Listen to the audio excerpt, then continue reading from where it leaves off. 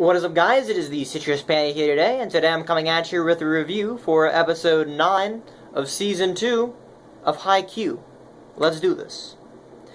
Alright, so this episode, honestly, not a ton happened. If I'm going to be completely honest, not like many things happened. Like, last episode we had a lot of character development, the episode before that we had some pretty cool volleyball moments, but this episode was more of just like an in-between kind of episode, wrapping up the training arc, or what I would assume would be a training arc. So, basically this was just people kind of rounding up the last little abilities that they're learning, kind of the conclusion, and next episode there's going to be a pretty hyped up game between Karasuno, our main characters and protagonists, and we got Fukuro Dani. Now, I looked that name up. It's like Fukuro Dani or something. I'm not Japanese, so I can't pronounce that, but I was saying Dono, I think it's Dani, so I'm gonna fix that for you. That is the big hype of this episode. The idea that that's gonna happen in episode 10 is kind of the whole reason why this episode existed, I guess.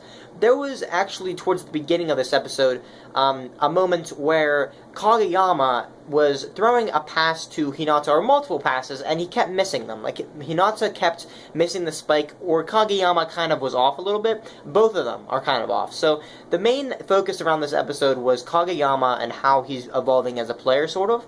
And basically, he was sort of missing, and since Hinata was missing and he wasn't performing up to his standards, he decided to go for a more basic set, like a more basic throw to Hinata so that he could get it. And Hinata got mad at him. He's like, "Yo, man, I'm not having none of that. You need to make these throws. You have to, if you're not gonna do your best, why even try? Because Kageyama basically was saying, he was basically giving up almost, and just being like, okay, I can't hit any of these, I'm just going to do a normal one that I know he can hit. I know he can hit this one. And in a way, he was actually trying to think for Hinata, being like, well, I want to get Hinata's confidence up so that he can hit more, maybe. But at the end of the day, Hinata didn't want that, and he wanted to just basically have the more difficult throws that he could do them eventually.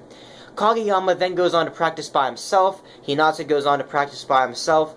Hinata practices a little bit with Kenma, but he mostly practices with the captain of Nakoma. Haiba Lev comes in, although Levu, as they call him in the show, he apparently was practicing with another guy from Nakoma, and he just, left, even though he wasn't supposed to, so that was kind of funny. But, yeah, they practice with Bokutsu from Fukuro Dani. Let's do that one this time, right? We got it down pat, boys. And so they practice a little bit there. They are about to do a full practice game, and then they have to go eat, so they finish it the next day. It's pretty interesting, some of the moves that Bokutsu was doing. Some of the abilities he used were pretty interesting. One of the more interesting things that he actually did was called a rebound.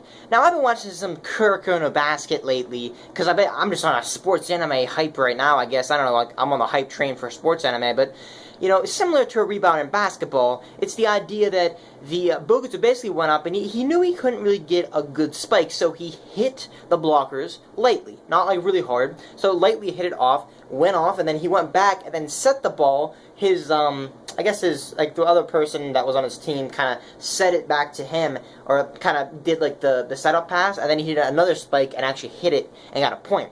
So it was kind of ricochet, hit back up, boom, you score a point. That was my reenactment. Hope it was good.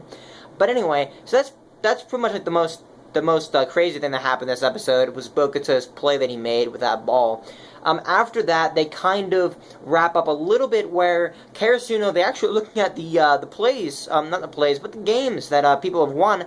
Fukuro Dani actually has the most games won with my boy Bokutsu, because he's just so good. And you got Karasuno, who was 3-61, and then they lost one game, or I think it was 3-61? Yeah, or maybe 3-62. But, then they also were playing a game at the time they lost, so they were 63-1 or something, but I think there's going to be one last game, so maybe they were doing 65 games at this practice, tournament kind of thing. So it's interesting nonetheless. They lost most of their games, but I think they evolved a lot as players. And towards the end of the episode, they kind of do a recap of all the experience that all of them gained, Asahi with his jump throw, and whatnot. So at the end of the episode, all we really took away from this was a wrap-up episode, and the episode after this will basically be, like the big game that I think might go on for an entire episode. It might not. But overall, I'm really hyped to see what happens in that episode. Also, as a side note, they're also going to have a barbecue, and they're like...